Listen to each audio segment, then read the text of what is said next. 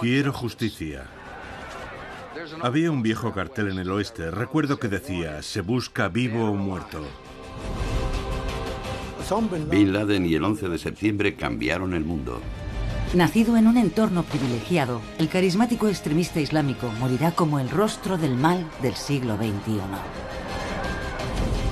Se convirtió en un fascista religioso. O piensas como yo o te voy a matar. Esta es la historia de un hombre cuya retórica antioccidental lo convirtió en un ídolo y un motivador para militantes musulmanes de todo el mundo. Se consideraba un mesías del Islam que podía extender la Guerra Santa a otros países. Pero al final, ni sus profundos bolsillos ni su siniestra creatividad fueron suficientes para mantenerlo como la voz suprema de la yihad global.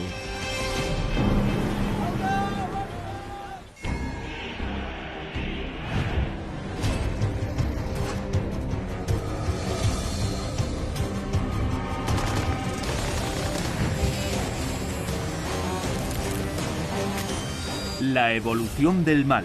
Capítulo 4. Bin Laden, un genio terrorista. 10 años. Ese es el tiempo que Estados Unidos lleva buscando al responsable del peor ataque terrorista de su historia. Y ahora, mientras un satélite espía a un hombre alto que se pasea por un jardín amurallado, la CIA cree que por fin lo tiene en el punto de mira. 1 de mayo de 2011. Abbottabad, Pakistán. Poco antes del amanecer, 2 helicópteros furtivos Black Hawk, repletos de fuerzas especiales, se aproximan al recinto amurallado en una misión aprobada personalmente por el presidente de los Estados Unidos. Un equipo de élite de Navy SEALs estadounidense irrumpe en la casa. El largo brazo de la justicia americana ha alcanzado al terrorista más buscado del mundo, Osama Bin Laden. Riad, Arabia Saudí, 1957. Osama Bin Laden nace en el seno de una de las familias más ricas de Arabia Saudí, la cuna del Islam. Es una familia extremadamente rica, situada en los más altos niveles de la jerarquía social de Arabia Saudí. Osama significa león en árabe, y es el 17º de los 54 hijos que tiene su padre Mohammed con sus 22 esposas. Mohammed Bin Laden es un multimillonario hecho a sí mismo que ha amasado su fortuna en el negocio de la construcción. Construyó muchos palacios para los saudíes, carreteras, aeropuertos. Se convirtió en el hombre más poderoso e influyente de sangre no real de Arabia Saudí. Y su familia lo sigue siendo.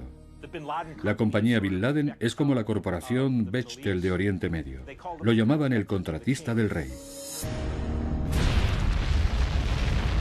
A lo largo de su infancia, Osama se interesa por el trabajo de su padre y aprende a colocar explosivos para voladuras en la construcción de carreteras.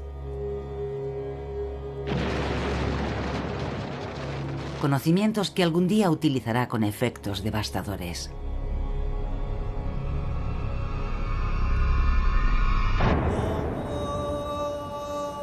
Pero también recibe algo más de su padre: su fe, que dominará todos los aspectos de su vida. El padre de Osama Bin Laden era un musulmán muy devoto. Le inculcó una actitud muy piadosa. Hay que leer el Corán, aprender muy bien la palabra del profeta, y hay que seguir el modelo del profeta para modelar tu vida. Veneraba al profeta Mahoma y también la visión global del Islam sin fronteras, en cuanto a que la fe islámica debe llegar a ser la fe del mundo entero. Y lo que será crucial, Bin Laden aprende que el profeta Mahoma no era solo una figura religiosa, sino también un gran general que creía en la expansión del Islam a través de la guerra.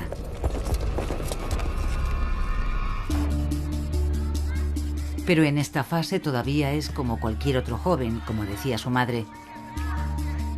Jugaba al fútbol, iba a picnics, montaba a caballo y salía con sus amigos. Nunca me dio motivo de preocupación durante su adolescencia. Se le describe como muy inteligente, muy generoso, muy amable. Era muy apreciado en todos los aspectos por la gente que le conocía en Arabia Saudí cuando era joven. Casi todos los que le conocieron destacaban su suavidad al hablar y su amabilidad en el trato con la gente.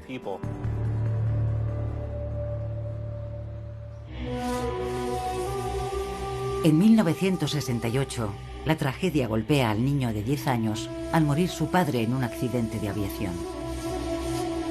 Pero Bin Laden hereda cerca de 80 millones de dólares, que se mantienen en un fideicomiso hasta que cumple los 21 años.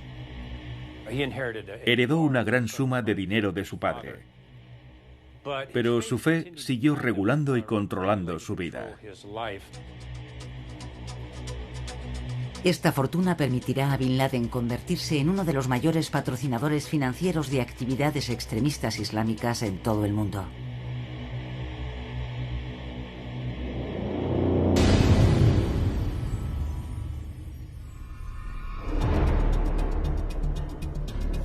En 1978, con 20 años, se matricula como estudiante en la Universidad Rey Abdulaziz en Jeddah.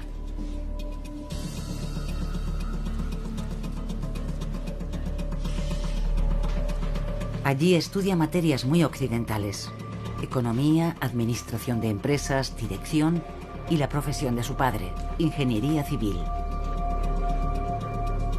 Pero entonces empiezan a afectarle profundamente a acontecimientos que suceden en el extranjero.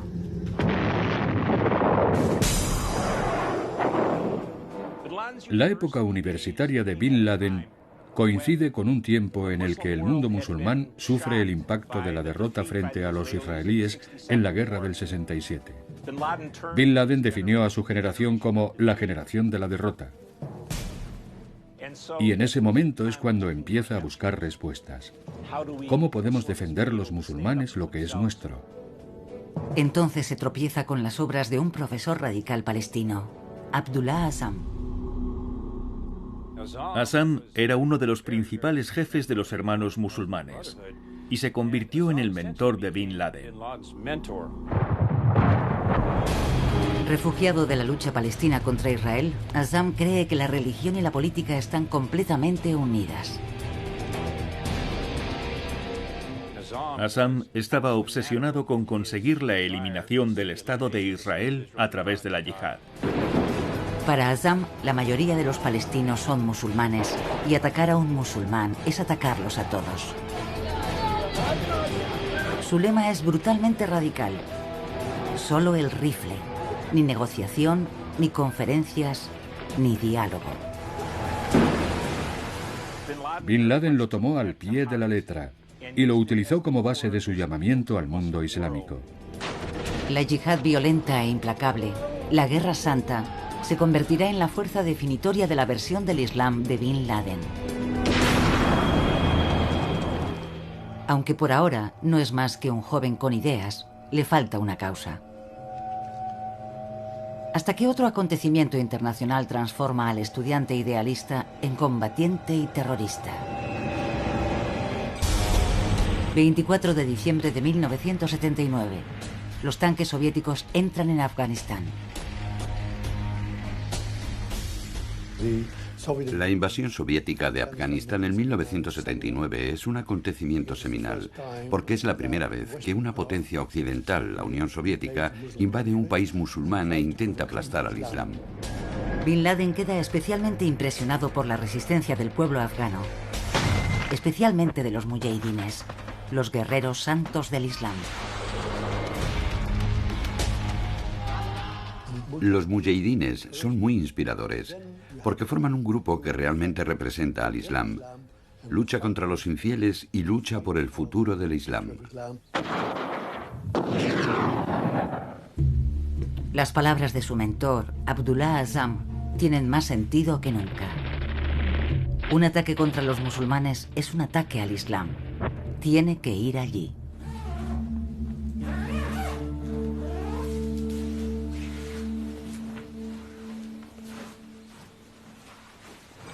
Diciembre de 1979, Peshawar, Pakistán. Con 23 años, el joven Osama Bin Laden llega a Peshawar, a 50 kilómetros de la frontera afgana. Peshawar, que era más o menos el cuartel general de la yihad en el norte de Afganistán, era una amalgama de lo que llamaríamos ahora islamistas radicales procedentes de todo el mundo. Allí encuentra una ciudad repleta de mujahidines llegados de diferentes países para combatir en la Guerra Santa contra los rusos.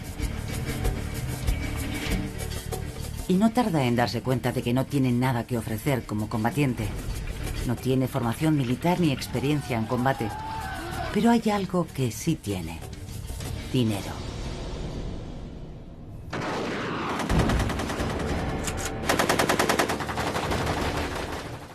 Bin Laden empezó financiando operaciones, proporcionando dinero, armas y equipamiento a los mujahidines.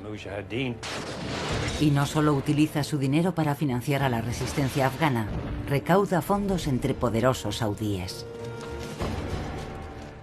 El gobierno saudí trataba a Bin Laden como un ejemplo del éxito de su sistema educativo y religioso,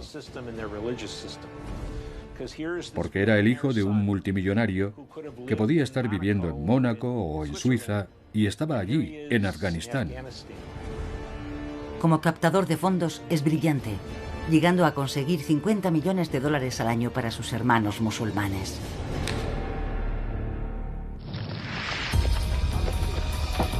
Pero en 1984 se da cuenta de que la resistencia afgana necesita algo más que dinero. Necesita organización. Entre los miles de combatientes árabes que llegan a la ciudad desde Egipto, Siria y Jordania para luchar con los mujahidines, reina el caos. Y Bin Laden da un paso adelante para establecer el orden. Osama Bin Laden creó el Departamento de Servicios en 1984, el Maktab al-Khidmat. Ayudaban a los voluntarios extranjeros que llegaban a Afganistán, les daban alojamiento, comida y los llevaban a campos de entrenamiento o a Afganistán. Bin Laden utiliza sus conocimientos de gestión de empresas para profesionalizar el proceso. Registra los movimientos de cada recluta. Monitoriza y evalúa sus progresos en los campos de entrenamiento y sus éxitos en combate. Y financia el departamento con $300.000 anuales de su bolsillo.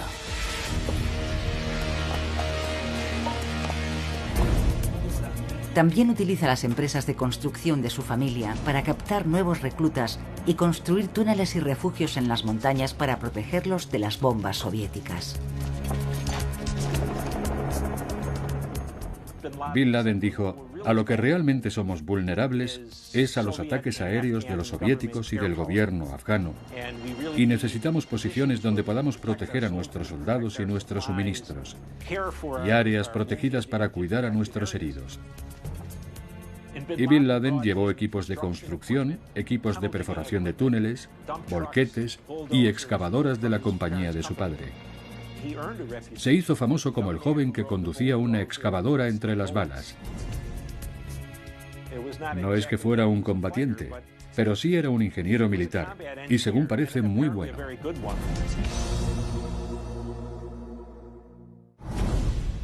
Pero a pesar de su capacidad como organizador y logista, no tiene bastante. Él ansía ser un guerrero santo y matar personalmente a los enemigos del Islam.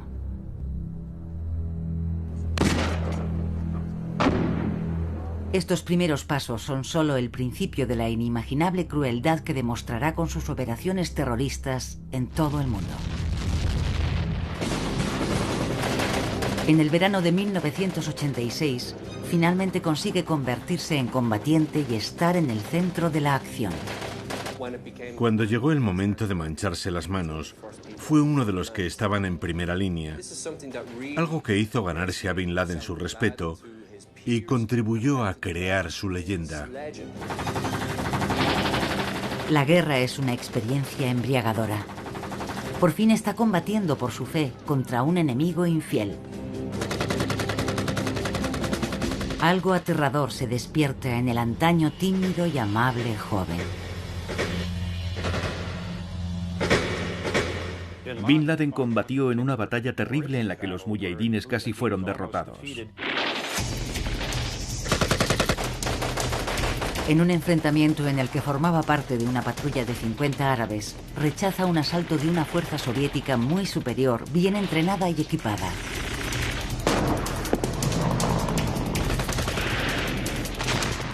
Fueron batallas brutales. Estamos hablando de ataques con tanques, artillería, helicópteros de combate, y Osama se comporta como un feroz guerrero.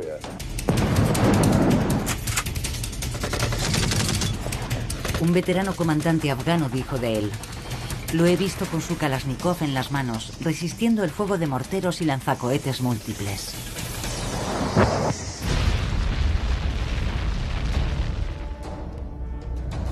En esa época, Bin Laden se convierte en una figura heroica en el campo de batalla. Antes de que apareciera, sus hombres presentían su llegada. Se construyó muy rápidamente una mística muy elaborada alrededor de este hombre. Este aura mística crece gracias a la forma en que vive su vida. El hijo de los más privilegiados no pide ningún trato especial, y eso hace aumentar su carisma. Era muy respetado por los hombres con los que luchaba, porque a pesar de ser hijo de un millonario, dormía con ellos y comía lo mismo que ellos. Se ganó la admiración y la lealtad de los afganos por todos sus actos en apoyo de su causa. Pero en ese momento ya no solo le admiran los afganos.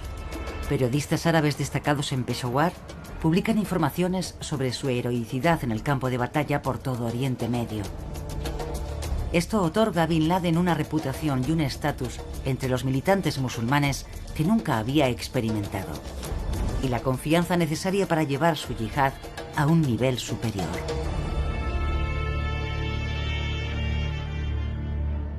Peshawar, Pakistán, 1986.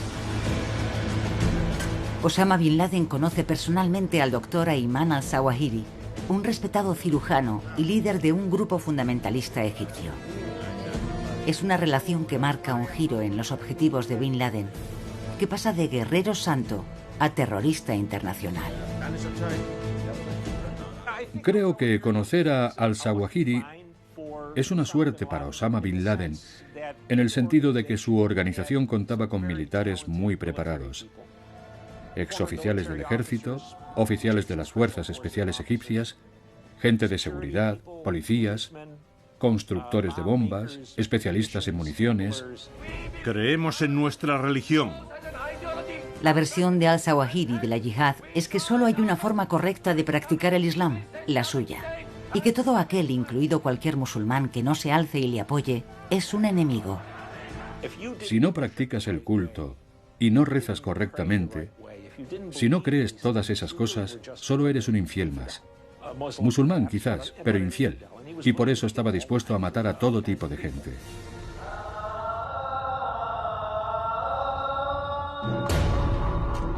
Al-Zawahiri también piensa que deben concentrar la lucha en lo que él llama el enemigo cercano, los países del mundo árabe en los que no ha aprendido su fanatismo.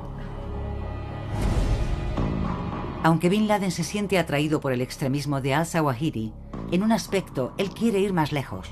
La yihad se debe extender a todo el mundo. Bin Laden dijo: así esto no va a funcionar. Necesitamos tener un mayor impacto en el mundo para conseguir lo que queremos, que triunfe la yihad. Ese mismo año, Bin Laden muestra claramente a qué se refiere. Hace público su primer discurso atacando a los Estados Unidos. Los estadounidenses nos quitan nuestro dinero y se lo dan a los judíos para que maten con él a nuestros hijos en Palestina.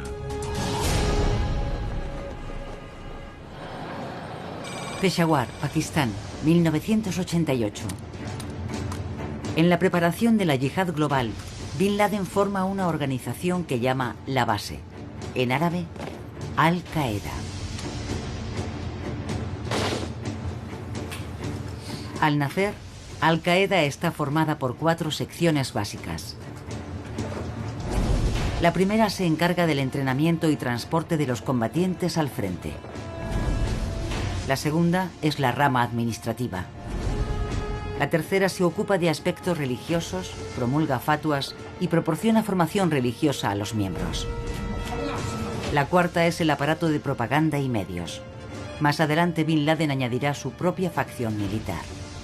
Tienen una misión justa, y esa misión es destruir la influencia occidental, pero también defender el Islam, lo cual es muy importante. Ellos se consideran los soldados del bien, tienen un objetivo justo y esa convicción es muy, muy fuerte. Desde el momento en que Bin Laden organizó Al-Qaeda, la concibió como una organización perdurable que seguiría adelante después de Afganistán para ayudar a los musulmanes que estuviesen defendiendo el Islam en otras áreas del mundo. La veía como la vanguardia de un movimiento mucho mayor, de una yihad mayor, y lo manifestó claramente cuando dijo: solo somos un pequeño grupo de hombres.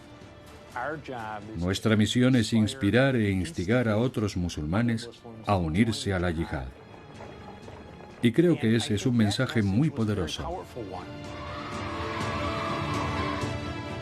La visión global de Bin Laden era que lo impulsaba todo y, por supuesto, también su financiación.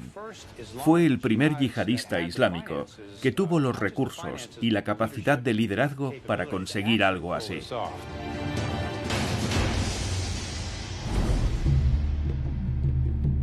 A continuación hace algo extraordinario.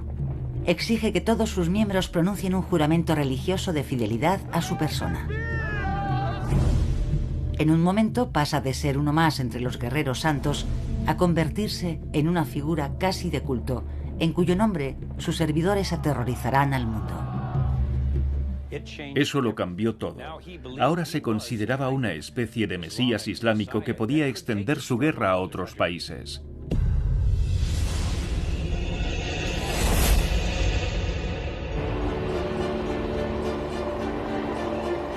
En 1989, la invasión rusa de Afganistán llega a su fin. Los soviéticos se retiran, derrotados y humillados. La derrota de la Unión Soviética y su expulsión de Afganistán fue un gran momento para Bin Laden. El líder de Al-Qaeda hace suyo el triunfo en Afganistán y habla de que la victoria enseña dos lecciones vitales. Se dio cuenta de que era mucho lo que se podía conseguir ejerciendo una violencia desmesurada sobre el enemigo, aunque esté mucho mejor armado que tú. Y segundo, cree que la victoria es la prueba de que Alá está de su parte. Bin Laden consideraba que era esencial convertir esa victoria, concedida por Alá, por supuesto, en una victoria de todo el mundo islámico, y no solo de los afganos. Había demostrado que los árabes podían derrotar a una superpotencia.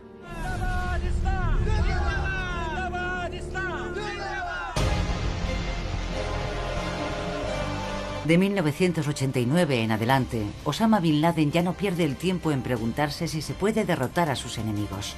Solo piensa en cómo hacerlo.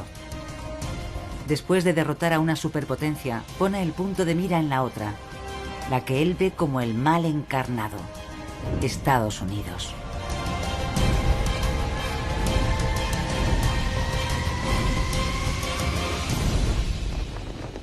Agosto de 1990, Kuwait.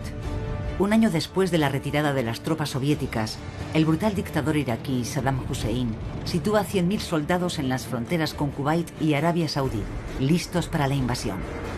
Bin Laden regresa a su país, Arabia Saudí, y de inmediato envía un mensaje a la familia real saudí, ofreciéndose a formar un ejército de 30.000 voluntarios afganos para derrotar a Saddam. Pero la oferta es rechazada.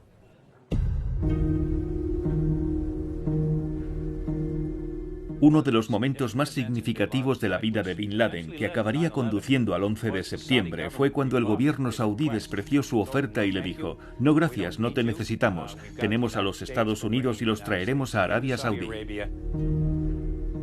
Se supone que el profeta dijo en su lecho de muerte: mientras viva no habrá en la península arábiga más religión que el Islam. Y creo que Bin Laden se sintió muy ofendido por la decisión de los saudíes de permitir entrar a cristianos para defenderla.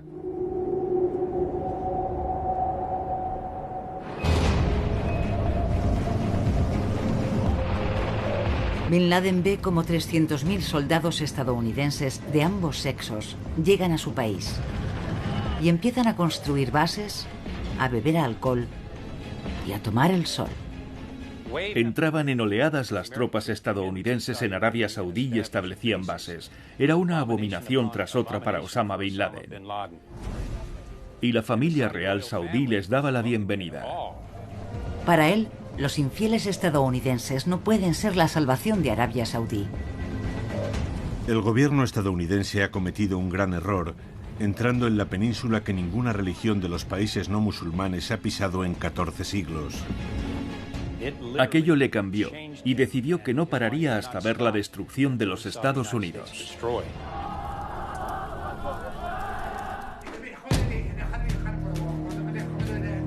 Pero cuando Bin Laden pide a sus hermanos musulmanes que se alcen contra esta vergüenza, el régimen saudí empieza a preocuparse, irrumpe en su casa y lo pone bajo arresto domiciliario. Querían deportarlo, le retiraron la ciudadanía, cortaron el estipendio de $7 millones que recibía su familia y lo desconectaron de Arabia Saudí porque lo consideraban una amenaza directa a la familia real. Cuando el gobierno saudí amenaza con encarcelarlo, huye a Sudán, donde hay un gobierno islámico.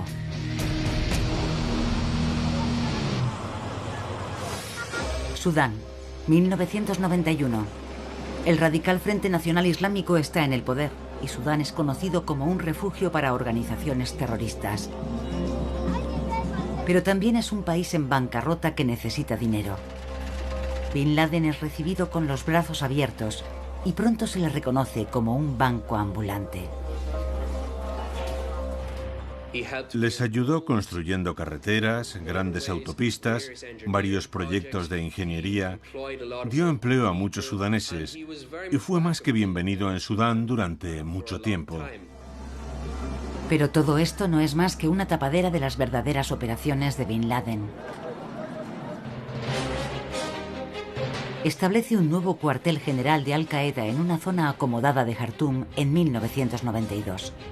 Y establece una serie de compañías de inversiones, transporte, agricultura y construcción.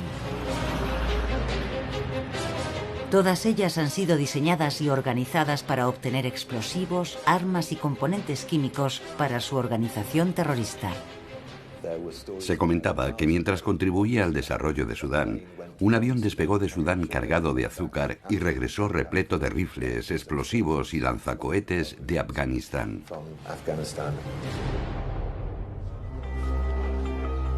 Bin Laden parece haber desaparecido del radar. Hasta que en 1993 anuncia su presencia al mundo occidental.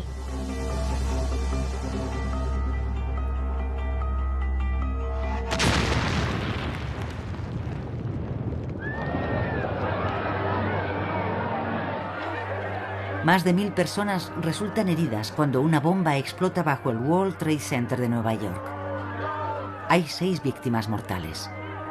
Aunque nunca se estableció la conexión directa con Al-Qaeda, la mayoría de los expertos cree que estaban en la sombra. La CIA se toma a Bin Laden muy en serio y crea una unidad especial dedicada a investigarlo. Es la unidad Osama Bin Laden y la dirige Mike Shoya. Esta vez se enfrentan a un tipo de terrorista diferente de todo lo que han visto hasta entonces. En 1996, un sudanés se presentó en una de nuestras embajadas en África Oriental y resultó que aquel hombre había sido guardaespaldas de Osama Bin Laden cuando estaba viviendo en Sudán. Lo que describió era una organización como no habíamos visto nunca.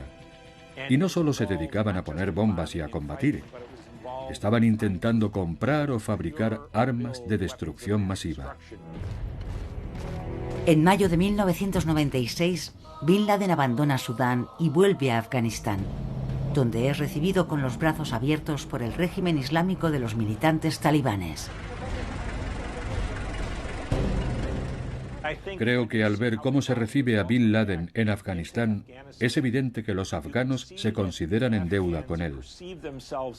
No solo en el aspecto económico, sino también en lo personal, por la forma en que había arriesgado su vida durante la guerra contra los comunistas. La reputación de Al Qaeda crece como la espuma.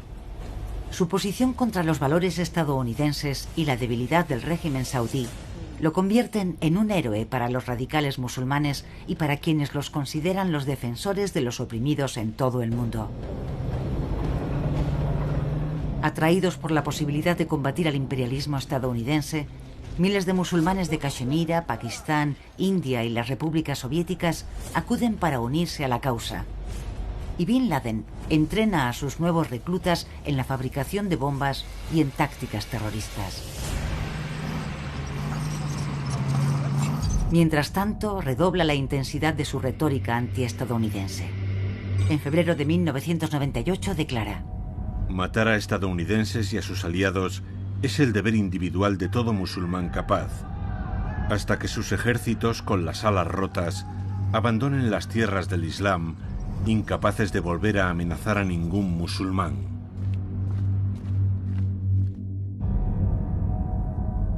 Bin Laden añade una nueva dimensión a su capacidad como organizador militar.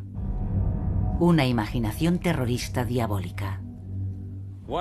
Uno de los cambios más dramáticos en sus técnicas operativas se produjo cuando empezó a utilizar terroristas suicidas en sus ataques.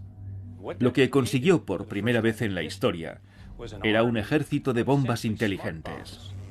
Eran bombas con cerebro humano que podían pensar, conducir vehículos y cometer actos de terror que hasta entonces era imposible perpetrar con tal eficacia operativa. 7 de agosto de 1998, Nairobi, Kenia. Un camión se lanza contra la embajada de Estados Unidos en Kenia.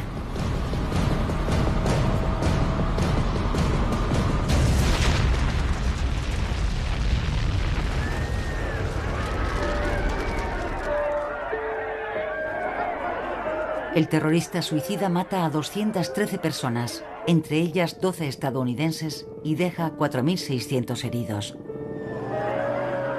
La mayoría de las víctimas son civiles kenianos.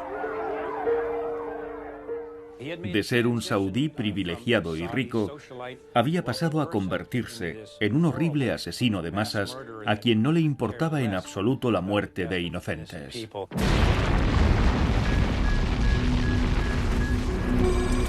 Dar es Salaam, Tanzania. 4 minutos después, un segundo terrorista suicida hace estallar una bomba en la embajada estadounidense en Tanzania.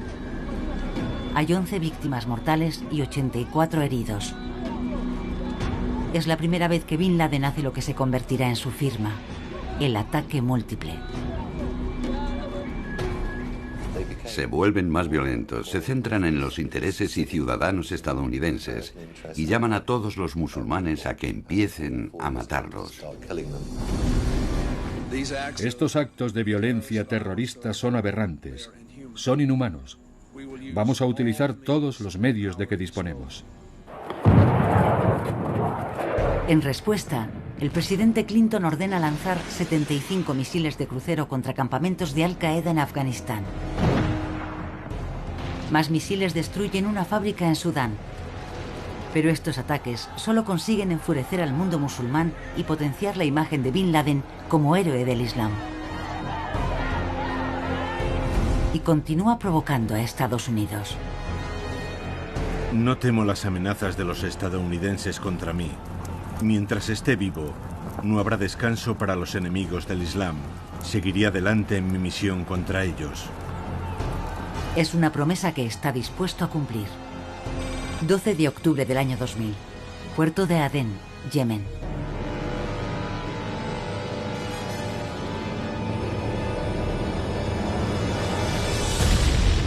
Su siguiente objetivo es el ejército estadounidense. La detonación de una pequeña embarcación pilotada por terroristas suicidas abre una enorme brecha en un destructor estadounidense de $1.000 millones, el USS Cole, en el puerto de Adén. Matan a 17 marineros estadounidenses. Hay 39 heridos más. Pero a pesar de sus éxitos, las acciones terroristas de Bin Laden no están consiguiendo su objetivo. Lo que busca es provocar a los estadounidenses para que le ataquen en Afganistán, donde no tienen aliados y pueden ser aniquilados desde las montañas por sus guerrillas, como les ocurrió a los soviéticos en los años 80. Su inspiración es Vietnam. Querían seguir el ejemplo de Vietnam. Los estadounidenses tenían 500.000 de soldados en Vietnam, pero acabaron siendo vencidos. De modo que aquel gran Satán de Occidente, que parecía tener un poder militar enorme, podía ser derrotado. Pero para que esta táctica funcione, tiene que encontrar la forma de asegurarse de que los estadounidenses le ataquen.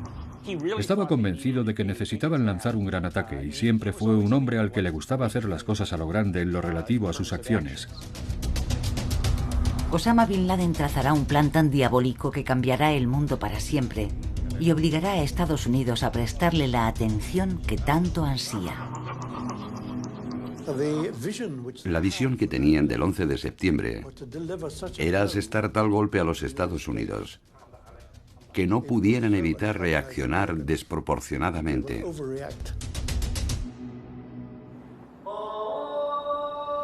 Y entonces, el cerebro de Al Qaeda desempolva una vieja idea que se había barajado desde 1995. Bin Laden tenía conocimiento de la operación Bojinka, que consistía en secuestrar aviones comerciales procedentes de otros países para hacerlos estallar en Estados Unidos. El plan original consiste en el secuestro de 10 aviones por operativos suicidas que los pilotarían y estrellarían contra 10 objetivos de las dos costas de Estados Unidos. Y coincide con su modus operandi de atacar múltiples objetivos a la vez. Bin Laden decide simplificar la idea. Utilizará menos aviones, pero atacará al corazón de los valores estadounidenses: sus negocios, sistemas militares y centros del poder político.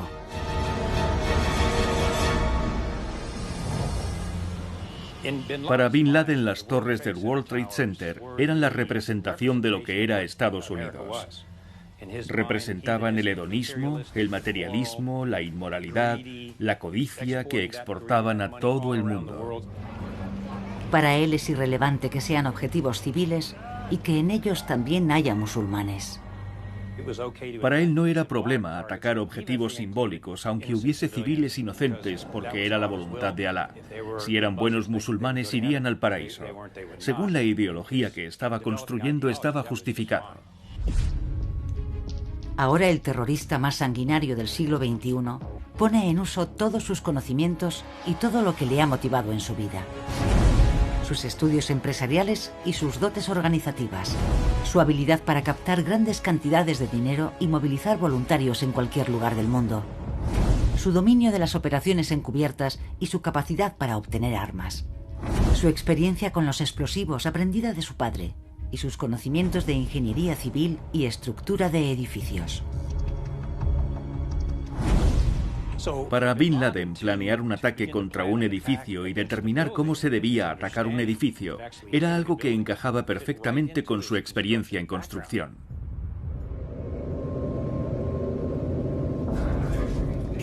Después del atentado, Bin Laden rememoró sus expectativas cuando el primer avión se estrellase contra la torre del World Trade Center, y a pesar de su experiencia, subestimó considerablemente la efectividad del impacto.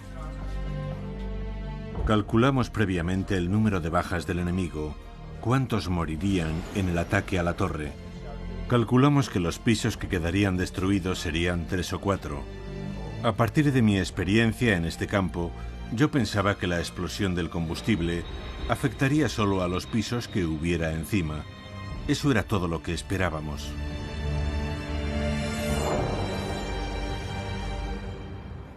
Otoño de 1999, Afganistán. Bin Laden selecciona personalmente a los 4 principales operativos suicidas para lo que llama la Operación de los Aviones. El principal secuestrador, el egipcio Mohamed Atta, es un aspirante a yihadista que vive en Alemania. Es elegido por su fervor antiestadounidense, su dominio del inglés y su familiaridad con la vida en Occidente. Los otros 3 son todos veteranos de Al Qaeda que han jurado lealtad a Bin Laden un año antes. En total participarán 19 operativos en los ataques suicidas. Osama Bin Laden debió decirles que iban a hacer algo que los convertiría en mártires y héroes, que beneficiaría al Islam y que ayudaría a todo el mundo musulmán. Para asegurarse de que la operación lleva su firma, insiste en que todos los aviones secuestrados en Estados Unidos deben estrellarse o estallar prácticamente al mismo tiempo para maximizar el impacto psicológico.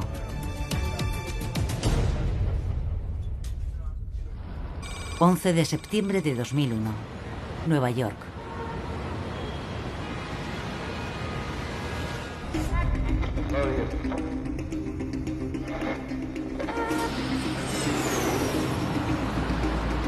La mañana del 11 de septiembre de 2001, Osama Bin Laden recibe a invitados en su casa para escuchar las noticias en la radio.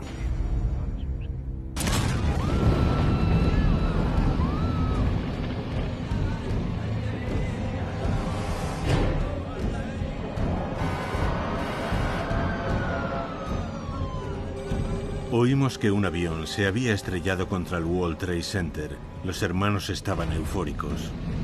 Pero dice a sus invitados: sed pacientes, hay más.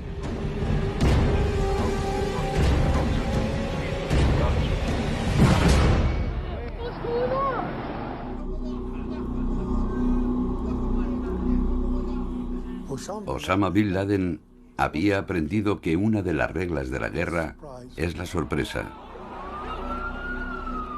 Tu mayor aliado es la sorpresa, y él lo consiguió.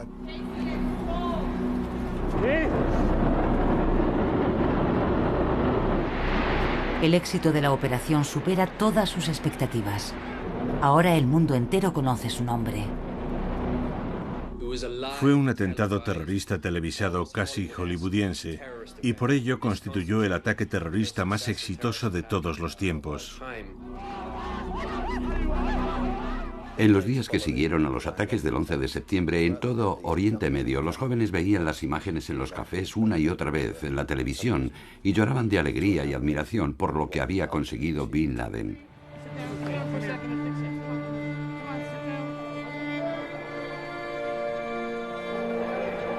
Un total de 2.977 personas murieron en Nueva York, Washington y Pensilvania.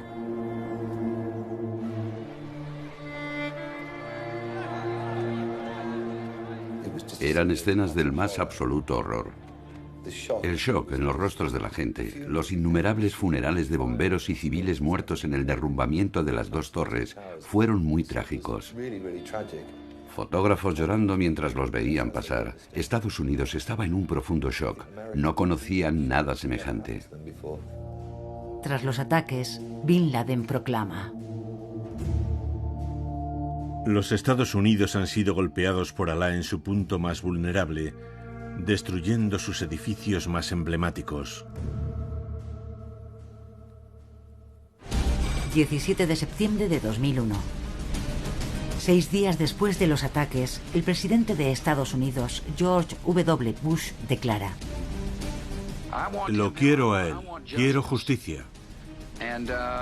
Había un viejo cartel en el oeste, recuerdo, que decía: se busca vivo o muerto. Osama Bin Laden se convierte en el hombre más buscado por Estados Unidos, con una recompensa de $25 millones por su cabeza. La caza del terrorista más sangriento ha comenzado.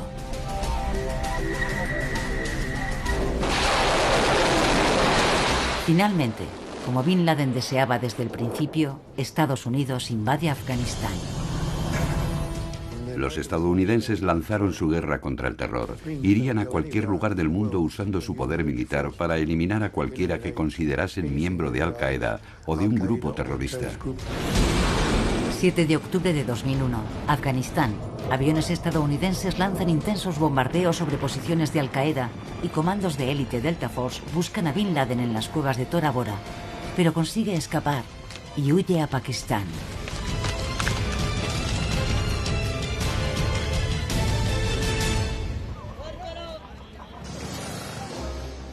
Bin Laden desapareció de la escena mundial.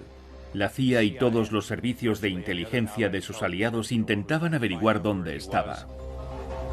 Oculto de sus cazadores estadounidenses, el jefe de Al-Qaeda lanza mensajes en vídeo y audio que llegan a millones de personas e inspiran ataques terroristas en todo el mundo. Bin Laden y su personalidad se habían replicado en unos 80 grupos que ahora lanzaban ataques como si fueran Al-Qaeda.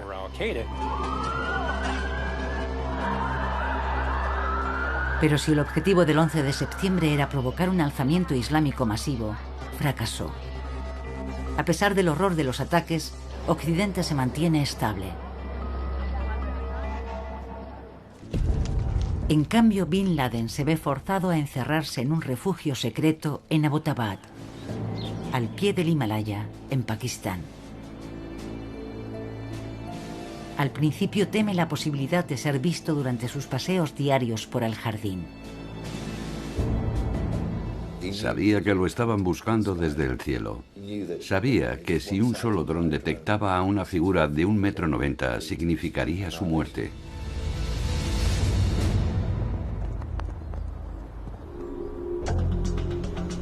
Para ocultarse de los estadounidenses, toma excepcionales medidas de seguridad. No utiliza ningún dispositivo electrónico y solo se comunica a través de un correo de confianza. Pero los años de reclusión tienen consecuencias. Se vuelve irrelevante. Su encierro forzoso significa que ya no puede ser el líder del extremismo islámico.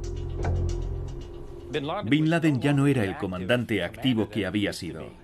Era el hombre más buscado de la Tierra. No podía ir a ninguna parte. Ya no era útil, atrapado en su propia prisión. Me lamento ante Alá por mi aislamiento y mi soledad. Me preocupa que la gente se canse de mí y me vea como algo viejo y gastado. Pero solo me lamento ante Alá. Con el tiempo, Bin Laden se convierte en una sombra de sí mismo y sus días son interminables. Las informaciones que recibíamos indicaban que estaba en la casa encerrado casi todo el día viendo vídeos de sus viejos discursos.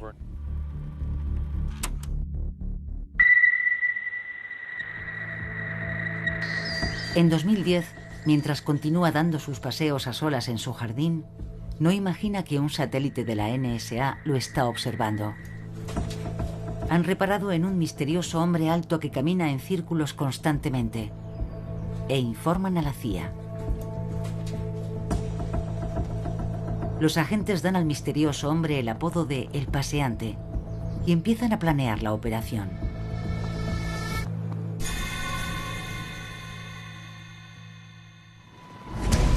...1 de mayo de 2011, Abbottabad, Pakistán.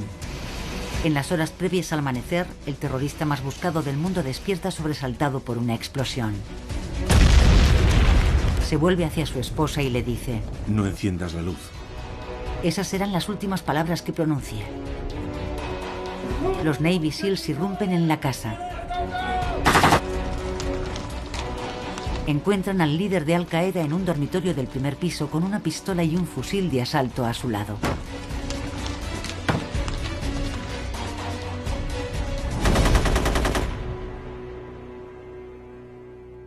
Puedo informar al mundo de que Estados Unidos ha llevado a cabo una operación que ha concluido con la muerte de Osama Bin Laden, el líder de Al-Qaeda. En las siguientes 24 horas, el cuerpo de Bin Laden recibe un funeral religioso y es lanzado al mar para que su tumba no pueda servir jamás para el culto a su persona. A pesar de todo, el terrorismo islámico no ha desaparecido. Según muere un líder fanático, nace un nuevo movimiento. Ahora mismo el fuego se ha extendido por todas partes. El responsable fue Osama Bin Laden, pero él ya no es necesario. Al convencer a jóvenes impresionables de que solo él seguía de forma correcta el Islam, de que Alá le había dado el derecho de decidir quién vive y quién muere, y de que cualquiera que se opusiera a él era inferior y debía ser condenado, Bin Laden aplicó prácticamente las mismas trampas psicológicas que Hitler. Y eso le permitió crear una cultura que justificara el terrorismo y la brutalidad. Pero en sus propios términos, Osama Bin Laden fracasó. No se ha producido el alzamiento islámico global contra Occidente y el mundo árabe sigue sumido en el caos.